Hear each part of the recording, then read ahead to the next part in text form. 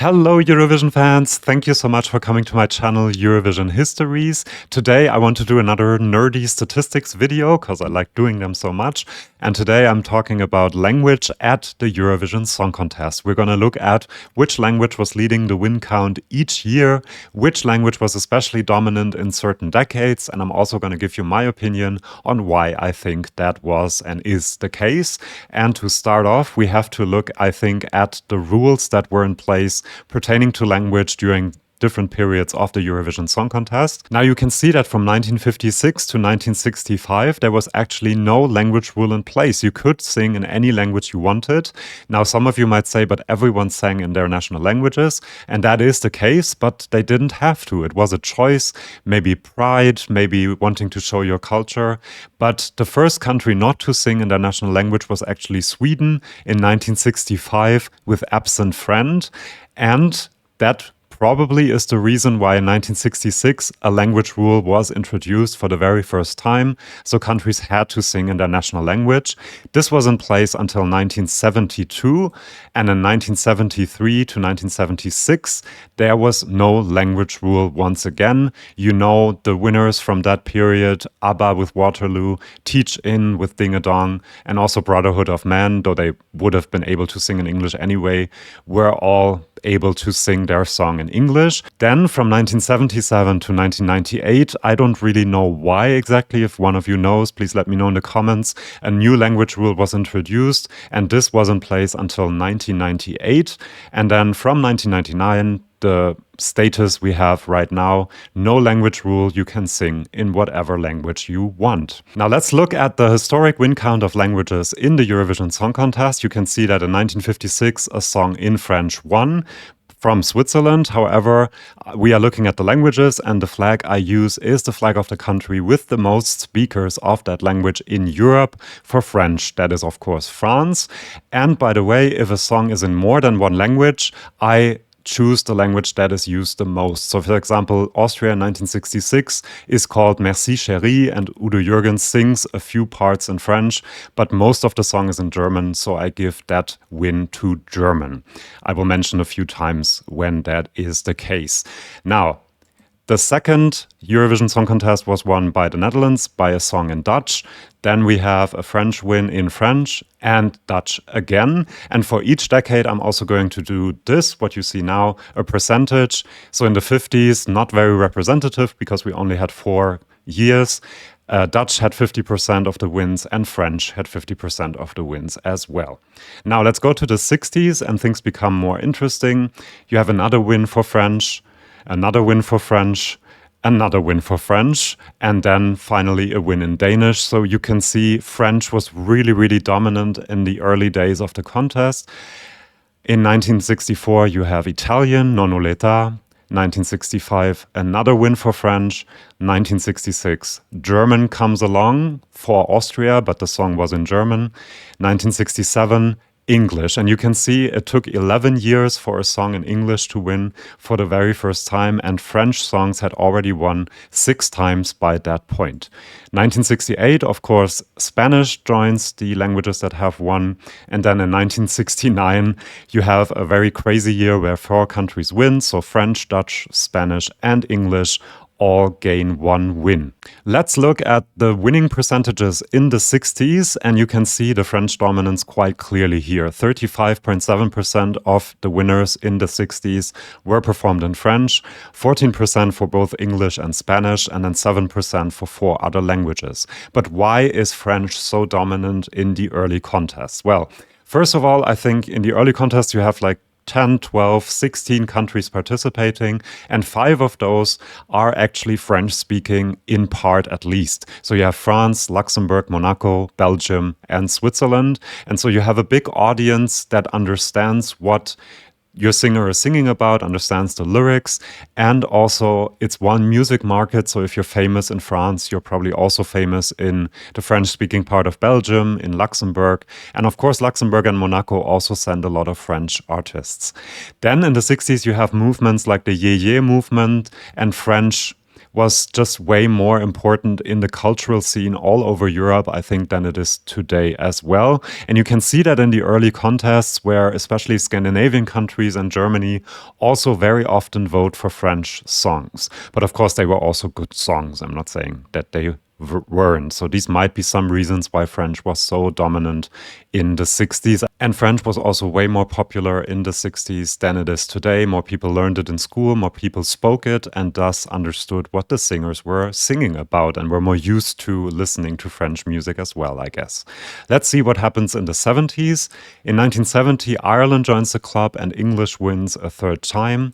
Then you have a streak of French wins, 71, 72, 73 for Monaco and Luxembourg. So French reaches 10 wins by 1973. And in 1973, the language rule falls for the first time. And that is why in 1974, Sweden wins, but with a song in English. 1975, the Netherlands win, but again, a song in English. And in 1976, Britain wins, which would have been in English anyway, but still. So English kind of edges closer to French with 6 wins, but then in 1977 the language rule is reintroduced and we have another win for French in 1977. This is the last year that France actually wins itself. Then in 1978 you have Hebrew join with victory for Israel, and they win again, so you have a second victory for a song in Hebrew. Now let's look at the 70s, and here you can see it's more equal than in the 60s, but you still have 40% of songs in French, 40% of winning songs in English, and 20% in Hebrew because Israel managed to win 2 times. Now in the 80s, 1980s starts with another win for English for Ireland, 81 another win for an English song, and then 92 you have German for a second time, first time for Germany. 83 another win for French for Luxembourg.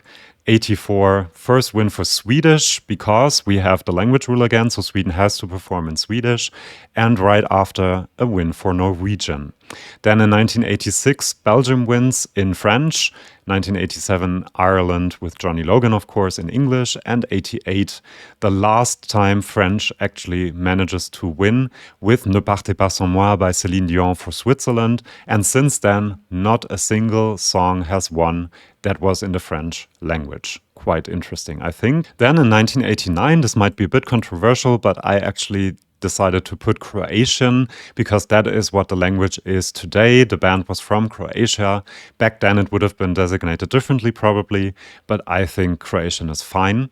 And then let's look at the percentages in the 80s. And you can see French is still very, very dominant. 40% of winning songs in French, 20% in English, and then 10% for Croatian, Norwegian, Swedish, and German. And here I think the language rule actually protected French from English, because I do think that Norway, Sweden, and maybe even Germany would have sung in English if they were allowed to do that. Now, as we enter the 1990s, you have a win for Italian and a win for Swedish, and then we enter the era of Irish dominance. In 1992, Ireland wins, 1993, 1994, all of them in English. Then in 1995, you have a win for Norwegian, even though Nocturne only has a few words in it, but those words are in Norwegian, so it counts. And then in 1996, Ireland wins again, another win for English. And in 1997, you have the United Kingdom win with Katrina and the Waves, and this is the first time that English is in the lead together with French in this case. In 1998, you have Hebrew and Dana International, and then in 1999, the language rule falls, and Charlotte Nielsen wins for Sweden in English, meaning that English is now the leading language of winning songs in Eurovision for the very first time in Eurovision history. Now, why was the language rule abolished in 1999? I think one of the reasons you can see when looking at the results of the 3 countries that were allowed to sing in English in the 90s, Ireland, the UK, and Malta. Here you have the results of the United Kingdom from the late 80s and the 1990s. So you can see 5 times second place, 1 win, and all of these songs were in the top 10. When we look at Ireland, the dominance becomes even more apparent. 4 wins 2 second places, and 2 top 10s, and only once in 1995 they didn't manage to enter the top 10. And this is very interesting, the other country, Malta, also 2 third places, and all of the other songs managed to come in the top 10. Now, looking at the percentages in the 90s, you can see the real dominance of English in the 1990s. 60% of the winning songs in the 90s were performed in English, even though only 3 countries, the UK, Ireland, and Malta, excluding Sweden in 1999, were allowed to sing in English. And you can really see from that all of these wins, but also the very good results apart from the wins, that singing in English had become a giant advantage, and it was probably not fair to exclude other countries from being able to sing in English. Why was this the case? I think in the 1990s, globalization had already progressed quite a bit, and English was becoming more and more prevalent also in local music markets. Thinking of Germany, of Scandinavia, many local artists started to sing in English as well, and people were just way more used to the language. But also many countries from Eastern Europe joined in the 90s, and they were probably more used to hearing English than French or Spanish or Hebrew or Swedish. So that might be the reasons why English was so prevalent, and that is also the reason I think why the language rule had to go. It was just too unfair to have this huge advantage for 3 of the participating countries.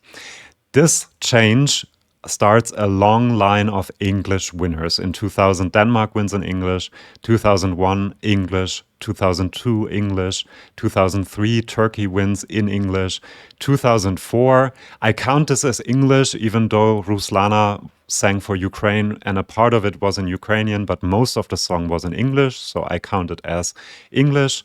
2005, English for Greece, 6 English for Finland, and then in 2007 you have the first time in 8 years that a song not in English wins with Molitva by Maria Serifovic. 2008, English is back. 2009, English again, and you can see in the 2000s English had become an incredible dominant language in Eurovision. 90% of winning songs were performed in English. You might say that abolishing the language rule hurt other languages. However, it helped other countries apart from the UK, Ireland, and Malta to win. So we could discuss this for hours, I guess. Let me know in the comments how you feel about the language rule being abolished. Now, then in the 2010s, in 2010, Germany wins in English, of course. Azerbaijan wins in English. Sweden, of course, in English. Then English again, English again, English again. Now we get to 2016, and that's a bit of a difficult case. I counted it as English, even though Jamala sings about 30-40% of the song in Crimean Tatar, and it is the chorus. So I thought about this quite a bit, but in the end I decided to put it in the English category because most of the song is in English, and the main message is also in English. Then in 2017, you have a song completely in Portuguese, win for the first time.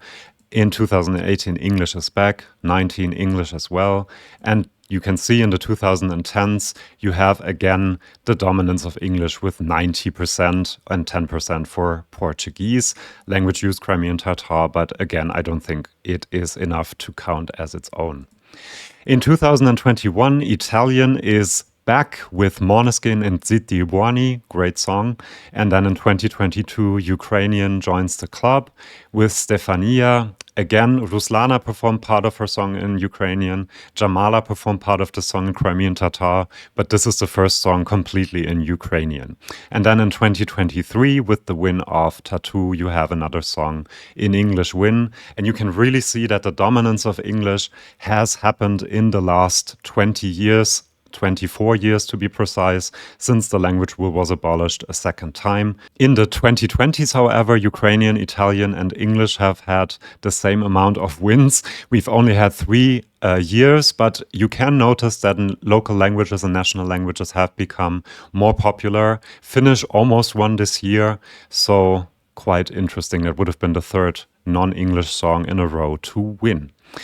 Let's look at French and English here again. You can see in the 50s, French was dominant, in the 60s as well. In the 70s, you had equal English and French representation.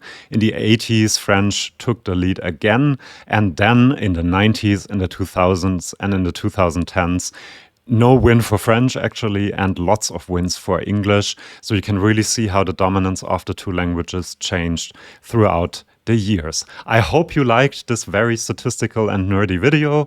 If you did, please give it a like so more people see it in their YouTube recommendations. And please subscribe if you want more videos like this one. I have a few ideas for more statistic videos. If you have ideas as well, please let me know in the comments.